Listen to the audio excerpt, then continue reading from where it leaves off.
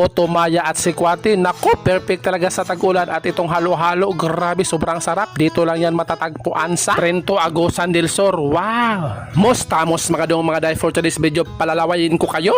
At ayan na nga yung aming orders. Napahanga talaga ako sa kanilang hot chocolate dito. Sobrang lapot, napaka-espeso.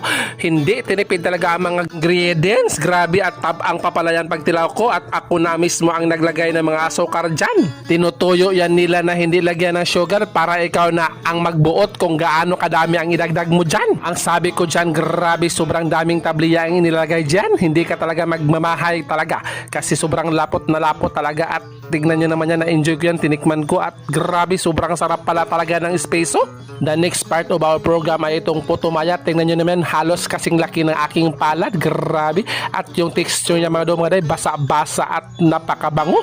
At iningkit na talaga ni Dodong at natitikman ko talaga. At medyo tabang-tabang din yan. Pero para sa akin, sakto lang yung tamis niya kasi medyo matamis yung tabliya. At nasa sa inyo na yan kung dadagdagan nyo pa rin ng sugar. May sugar naman siyang ibinigay dyan. Pinili ko mag voice over mga Dong Maday kasi may music dyan. Baka alam nyo naman talaga, napaka-strict na talaga ng mga lolo mates ngayon. Copyright na naman tayo nyan. Try natin sausaw.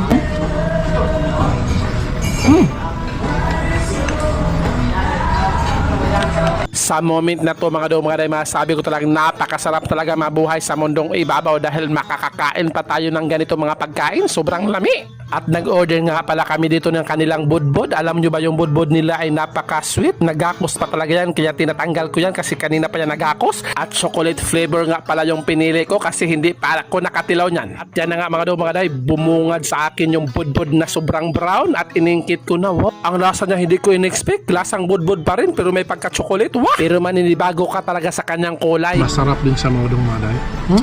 At syempre nasa sa inyo pa rin yan kung dadagdagan nyo pa yan ng sugar. Bakit nga ba tayo mga Pilipino ay hilig-hilig natin sa mga kakanin? Wow, grabe talaga.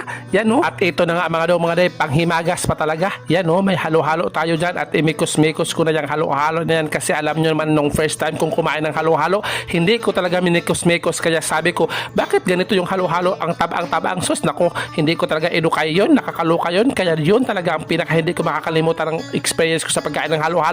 At ito na nga yung budbud na brown, sinagol ko talaga sa halo-halo. Naku mga Dong Maday, perfect din yung mga lasa niya mga Dong Maday. At tingnan nyo na si Dodong, grabe, nagkining ko na talaga sa pagsuyop ng halo-halo. Gusto mo, punta kayo dito ng Trento. Wah!